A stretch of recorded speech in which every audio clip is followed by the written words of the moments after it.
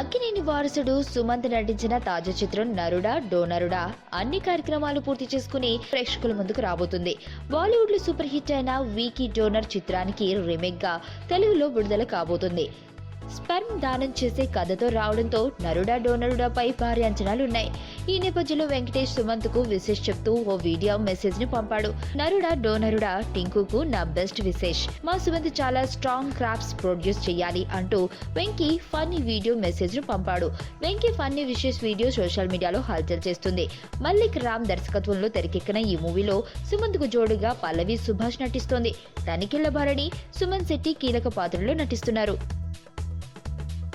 మరణం దేహానికే గాని ఆత్మకు కాదని భగవద్గీత చెప్తుంది. మనిషి బరువెంతున్న మరణానంతరం 21 గ్రాములు తగ్గుతుందని సైన్స్ చెబుతుంది. అంటే ఆ 21 గ్రామ్స్ బరువు